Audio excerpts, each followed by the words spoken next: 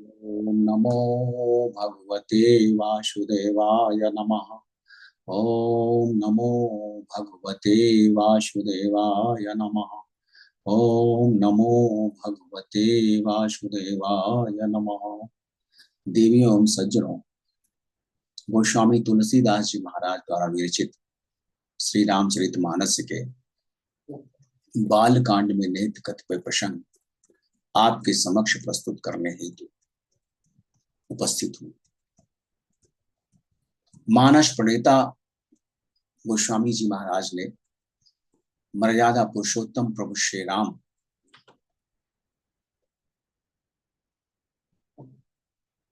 की लीलाओं का गान श्री रामचरितमानस में प्रस्तुत करके इस कलयुग में अवमुक्ति का अत्यंत सरल मार्ग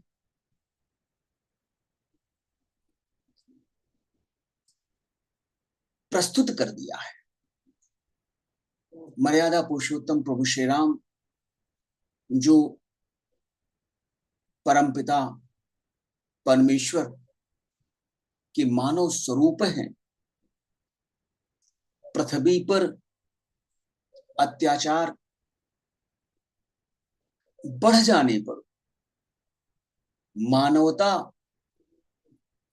का क्षरण हो जाने पर और पाशविक प्रवृत्तियों के प्रभावी हो जाने पर वह प्रत्येक युग में किसी न किसी स्वरूप में अवतार लेते हैं और अधर्म का नाश कर धर्म की पुनः स्थापना करते हैं। परमपिता परमेश्वर के मानव स्वरूप में अवतार लेने के अनेकानेक कारण होते हैं।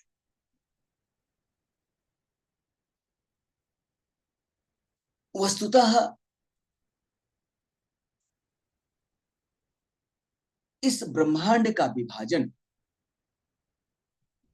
स्वर्ग, पृथ्वी और पाताल तीन लोकों के रूप में हुआ है। स्वर्ग में देवताओं का निवास स्थान, पृथ्वी पर मनुष्यों, जीव जंतुओं, पेड़ पौधों, वनस्पतियों का निवास स्थान और पाताल में राक्षसों का निवास स्थान सुनिश्चित किया गया है। इनमें से जब कभी किसी के द्वारा महत्वाकांक्षा बढ़ जाने के कारण संपूर्ण विश्व पर, संपूर्ण ब्रह्मांड पर आधिपत्य स्थापित करने की मनः स्थिति उत्पन्न हो जाने पर समस्या उत्पन्न होती है और देवताओं से इतर राक्षसों की प्रवृत्ति सदैव धर्मानुकूल आचरण न करने की होती है। वह ईश्वर के अस्तित्व को सदैव चुनौती देते रहते हैं। इसीलिए मर्यादा पुरुषोत्तम प्रभु श्री राम को त्रेता युग में अवतार लेना पड़ा। जब परमपिता परमेश्वर अवतार लेते हैं तो सारे ग्रह, नक्षत्र, लग्न, योग सभी उत्कृष्ट हो जाते हैं। भगवान राम के अवतार लेते समय भी समस्त ग्रह नक्षत्र सदा सर्वदा अनुकूल हो गए। नौमी तिथि मधुमास पुनीता, शुक्ल पक्ष अभिजित हरि प्रीता, मध्य दिवस यति शीत न घामा, पावन काल लोक विश्रामा। भगवान राम जब मानव देह धारण कर प्रकट हुए, उस समय चैत्र का महीना था, नवमी तिथि थी, शुक्ल पक्ष था, और भगवान का सदा सर्वदा प्रिय अभिजीत मुहूर्त था। दोपहर का समय था, ना अत्यधिक सर्दी थी और न अत्यधिक गर्मी थी। वह पवित्र समय सभी लोगों को शांति प्रदान करने वाला था। शीतल मंद सुरभि बहबाऊ, हर्षित सुर संतन मन चाऊ। बन कुसुमित गिरगन मनियारा, स्रवहि सकल सरितामृत धारा। शीतल मंद और सुगंधित हवा बह रही थी, देवता हर्षित थे और संतों के मन में उत्कंठा थी, प्रसन्नता थी। भक्तगण, संतगण अपार आनंद की अनुभूति कर रहे थे। वनों में सुंदर पुष्प खिले हुए थे, पर्वतों के समूह मोतियों और मणियों से जगमगा रहे थे, और संपूर्ण नदियां अमृत की धारा बहा रही थी। सो अवसर बिरंची जब जाना, सके चले सकल सुर साजी विमाना। गगन विमल संकुल सुरजू था, गावही गुण गंधर्व बरु था। जब ब्रह्मा जी ने वह सुंदर अवसर जाना, भगवान के प्रकट होने का अवसर पहचाना, तब उनके समेत सारे देवगण विमान सजाकर चल पड़े। निर्मल आकाश देवताओं के समूहों से सुशोभित हो गया। गंधर्वों के दल गुणों का गान करने लगे।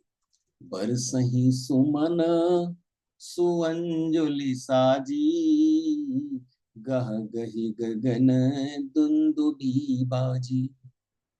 स्तुति करही नाग मुनि देवा, बहु विधि लावही निज निज सेवा। और सुंदर अंजलियों में सजा सजा कर पुष्प बरसाने लगे देवगण। आकाश में नगाड़े बजने लगे। नाग मुनि और देवता उस परमपिता परमेश्वर की स्तुति करने लगे और अनेकों प्रकार से उपहार भेंट करने लगे। सुर समूह बिनती करी, पहुँचे निज निज धाम। जग निवास प्रभु प्रकटे, अखिल लोक विश्राम। देवताओं के समूह विनती करके, प्रार्थना करके अपने अपने लोकों में वो वापस चले गए।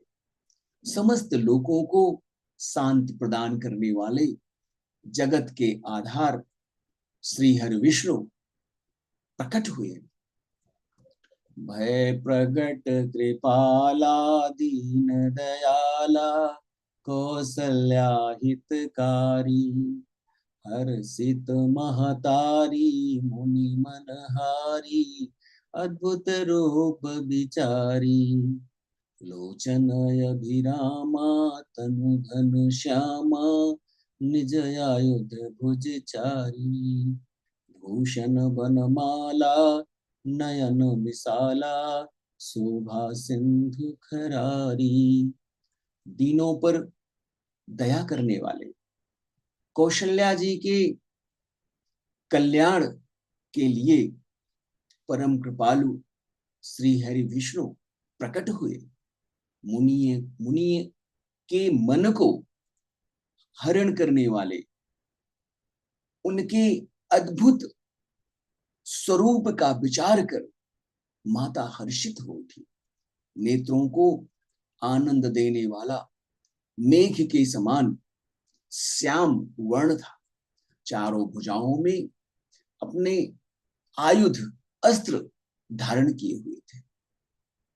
शंख, चक्र, गदा और पद्म दिव्य आभूषण और बनमाला से सुशोभित थे। उनके नेत्र बड़े बड़े थे। इस प्रकार शोभा के समुद्र और खर जैसे राक्षस को नष्ट करने वाले भगवान प्रकट हुए। कह दुई कर जोरी स्तुति तोरी, कही विधि करो अनंता। माया गुण ज्ञानातीत यमाना, वेद पुराण भनंता। करुणा सुख सागर सब गुण आगर, जहि गावहि श्रुति संता। सो मम हित लागी जनय अनुरागी, भयउ प्रगट श्रीकंता। दोनों हाथ जोड़कर माता कहने लगी, हे अनंत, हे अविनाशी, हे परमपिता परमेश्वर, मैं किस प्रकार तुम्हारी स्तुति करूं। वेद और पुराण तुमको माया, गुण और ज्ञान से परे और परिमाण रहित बताते हैं। परिमाण रहित वह है जो अपरिमेय हो, जिसे मापा न जा सके। श्रुतियां और संतजन दया और सुख का समुद्र, सब गुणों का धाम कहकर जिस परम पिता का गान करते हैं, वही भक्तों पर प्रेम करने वाले लक्ष्मीपति श्री हरि विष्णु मेरे कल्याण के लिए प्रकट हुए। ब्रह्मांड निकाया निर्मित माया, रोम रोम प्रतिपेद कहि। मम उर सोबासी यह उपहासी, सुनत धीर मति थिर न रहे। उपजा जब ज्ञाना प्रभु मुस्काना, चरित बहुत विधि कीन्ह चहे। कही कथा सुहाई मातु बुझाई, जहि प्रकार सुत प्रेम लहे। वेद कहते हैं कि तुम्हारे प्रत्येक रोम में माया के रचे हुए अनेकों ब्रह्मांडों के समूह विद्यमान है। वह तुम मेरे गर्भ में रहे। इस हास्यास्पद बात को सुनकर विवेकी पुरुषों की भी बुद्धि स्थिर नहीं रह सकती। वे इस भ्रांति को सुनकर अवश्य विचलित हो जाएंगे। जब माता को ज्ञान उत्पन्न हुआ, तब प्रभु मुस्कुराए। वे अनेकों प्रकार के चरित्र करना चाहते हैं, अतः उन्होंने पूर्व जन्म की सुंदर कथा कहकर माता को समझाया, जिससे उन्हें पुत्र का वात्सल्य प्रेम प्राप्त हो। माता कौशल्या उस अनंत अविनाशी अनादि परमपिता परमेश्वर को स्वरूप को देखकर आश्चर्यचकित हैं। उन्हें भगवान श्री हरि विष्णु के वरदान के अनुसार पुत्र भाव प्रकट होना है, अतः श्री हरि ने उनमें पुत्र भाव प्रकट करने के लिए उन्हें पूर्व जन्म की कथा का श्रवण कराया। माता पुनि बोली सोमति डोली, तजहु तात यह रूपा। की जैसे सुलीला अति प्रिय शीला, यह सुख परम अनूपा।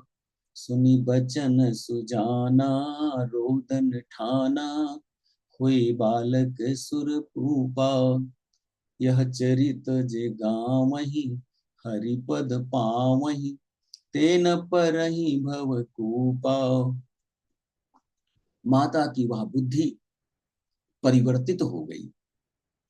तब वह बोली, हे तात, अब अपना यह स्वरूप छोड़कर अत्यंत प्रिय बाल लीला करो। मेरे लिए आपकी बाल लीला ही परम सुख प्रदान करने वाली होगी। माता का यह वचन सुनकर देवताओं के स्वामी परमपिता परमेश्वर श्री हरि विष्णु ने बालक के स्वरूप में होकर रोना आरंभ कर दिया। तुलसीदास जी महाराज कहते हैं कि श्री हरि विष्णु के मर्यादा पुरुषोत्तम प्रभु श्री राम स्वरूप में प्रकट होने के इस लीला का गान जो व्यक्ति करेगा वह श्री हरि के भक्त होंगे और श्री हरि के पद के अधिकारी होंगे और पुनः संसार के बंधन से अवमुक्त हो जाएंगे। विप्रधेनु सुर संतहित लीन मनुज अवतार निज इच्छा निर्मित तनु माया गुण गोपार। ब्राह्मण, गाय, देवता और संतों के लिए भगवान ने मनुष्य का अवतार लिया। वह अज्ञानमयी मलिन माया और उसके गुण सत, रज और तम तथा बाह्य एवं अंतःकरण के इंद्रियों से सदा सर्वदा मुक्त हैं। उनका दिव्य शरीर उनकी इच्छा से ही बना हुआ है, किसी कर्म बंधन से बंधकर त्रिगुणात्मक भौतिक पदार्थों के द्वारा नहीं। वह मानव स्वरूप में भी प्रकट होने पर मानवीय गुणों से सदा सर्वदा रहित है। वह माया मोह के बंधन से परे है, इंद्रियों के प्रभाव से परे है। दसों इंद्रियों का उन पर कोई प्रभाव नहीं है। वह अनादि हैं, अनंत हैं, अखंड हैं, अविनाशी हैं, अपरिमेय हैं।